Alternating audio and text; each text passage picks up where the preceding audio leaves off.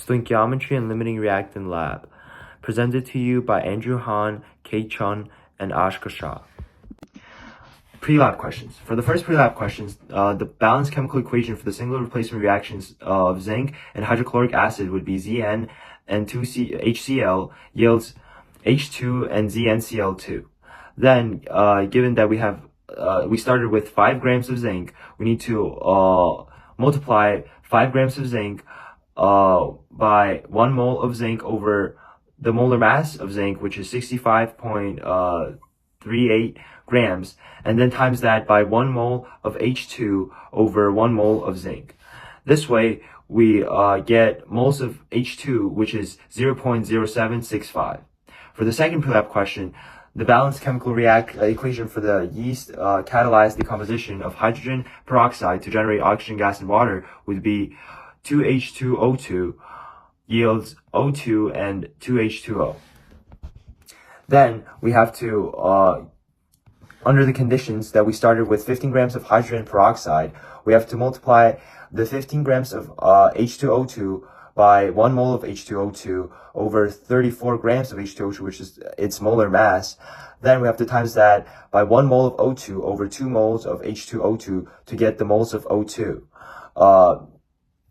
And then the answer would be 0.22 moles of O2.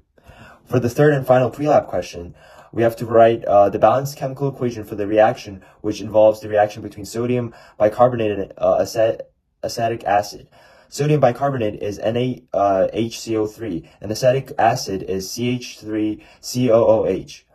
The equation would be NaHCO3 and CH3COOH yields H2O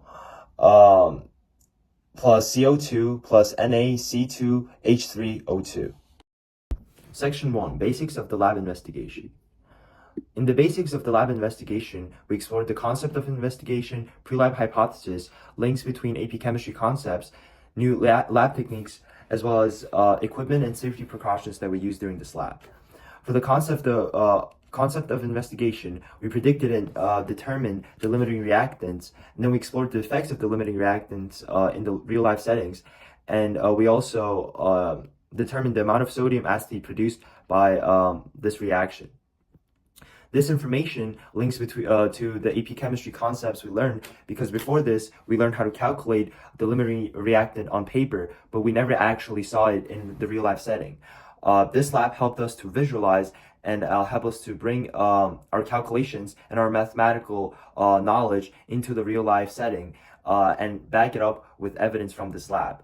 In turn, this helped us to develop our pre-lab hypothesis, and in our hypothesis, we predicted that NHCO3 would be the limiting reactant.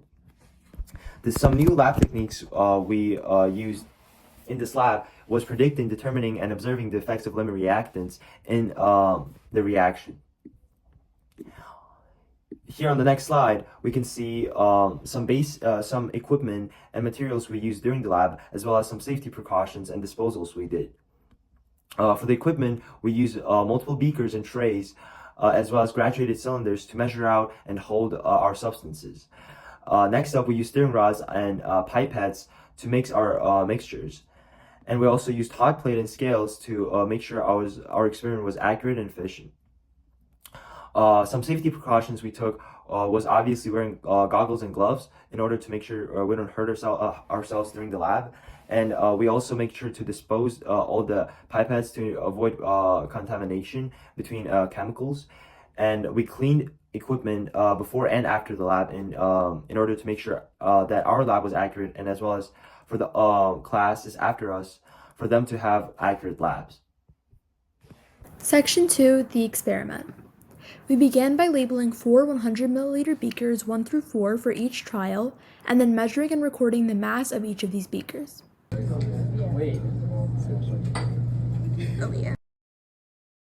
Then we added the respective amounts of sodium bicarbonate to each beaker, being 0.1, 0.15, 0.25, and 0.35.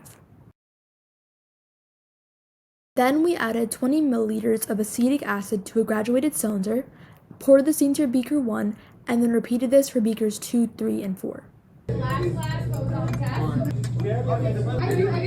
Then we stirred thoroughly using a stirring rod until the reaction occurred. Next, we heated all 4 beakers on the hot plate to observe the liquid evaporating. We heated until it appeared that all the liquid was evaporating, and then we measured and recorded the weight of each beaker.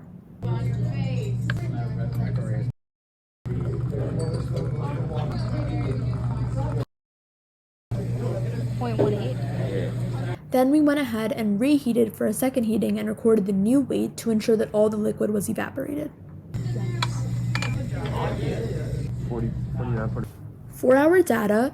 On the left, we can see the mass of each beaker when it was empty, and then when we added the baking soda, we can see that for each beaker trial that we added the respective amount. So for beaker 1, it was 0.1, for beaker 2, 0.15, for beaker 3, 0.25, and finally 0.35. Next, on the right, we see the mass of each beaker after the first heating, and then we see the mass of the beaker after the second heating, and the mass did decrease as we went from the first to second heating, showing that more liquid was evaporated.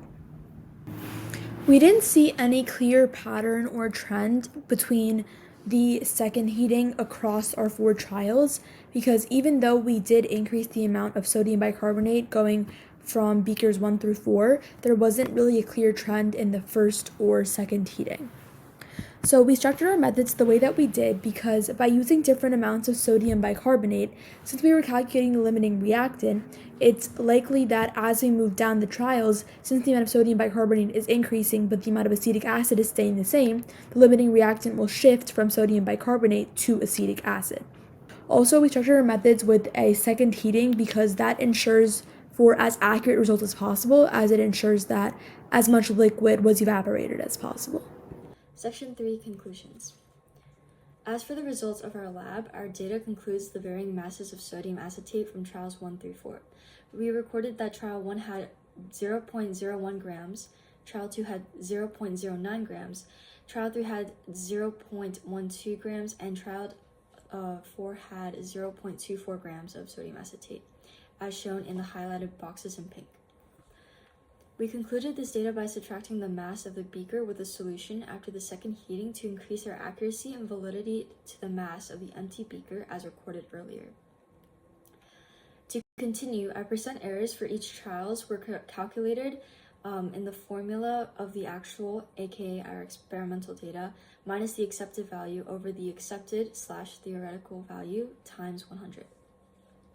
The accepted value was calculated by multiplying the theoretical calculations of the acetic acid to the molar mass of acetic acid, which is 82.03 grams. The percent yield was calculated by dividing the actual value to the theoretical times 100. After getting the actual and theoretical values of each trial, we were able to calculate our concluding data. The percent error of trial 1 was 89.84%, and the percent yield was 10.16%. Trial 2 had a percent error of 39.05% and a percent yield of 60.95%. Trial 3 had a percent error of 34.98% and a percent yield of 65.02%. And trial 4 had a percent error of 30.34% and a percent yield of 69.66%. This says that on average, we can kind of conclude that our results were pretty skewed and deviated from the actual and accepted or theoretical values, which kind of defeats most of our validity, as a great percent error indicates a larger trend of deviation from the accepted value. When we compare our results with other lab groups, however, we can actually see similar trends of increasing actual values and theoretical values within each trial performed. This results from the increase in amount of acetic acid in each trial. This can actually increase our validity and may prove that we made some of the same mistakes as the other group in the lab, which skewed our results in the same way. For question 1a, you need to take the mass of the given sample value of CO, which is 16.2 grams, and multiply that by the number of moles of CO. In this case, 3 are shown in the reactions. Then divide that by 84 grams, which is the molar mass. This gives us a total of 0.579 moles of CO2, which is the answer. For question 1b, we need to find the moles of each reactant. To find the moles of Fe2O3, we need to take the given mass, which is 15.39 grams, and multiply that by 1 mole over the molar mass, which is 159.69 grams, to get the total mole of 0.09674 moles. Since we know that CO2 has a mole value of 0.579, Fe2O3 has the smaller mole value and is therefore the limiting reactant. For question 1c, we need to take the mole of Fe2O3, which is 0.09637, and multiply that by 2 moles of Fe divided by 1 mole of Fe2O3. Then multiply that by 55.85 grams per every mole of Fe to get the final mass of 10.8 grams of Fe. And that would be our answer. Post-lab question number 2a, we wrote the equation CXHY with y and x as missing variables, plus O2 yields a combustion reaction product of carbon dioxide and water. With this, we calculated the number of moles per each needed element, in this case hydrogen and water, from water and carbon from carbon dioxide, from the given masses of each product. To do this, I first converted the products into moles. Then I took that value and isolated the required element to get a result of 0.656 moles of oxygen and 0.1636 moles of carbon. From here, you can divide each value by the smallest result, which was 0.1636 moles, and multiply that to the number of carbons or hydrogens present. I got 1 for carbon and 4 for hydrogen, giving us CH4. For 2b, I took the balanced equation from the previous question. I did the same thing of converting each product's given mass into a single element's mole, but this time looked for the value of oxygen, which is what we were finding. I took the given mass of water and carbon dioxide and divided it by its molar mass, and multiplied it by the number of moles of oxygen present to the number of moles in the compound. From that, I got 0.1642 moles of oxygen from H2O and 0.327 moles of oxygen from carbon dioxide. I added these values together, representing 1 mole of oxygen. Then I multiplied it by oxygen's molar mass of 16 and multiplied it by 2 since oxygen is a diatomic element, and we got a final mass of 15.73 grams.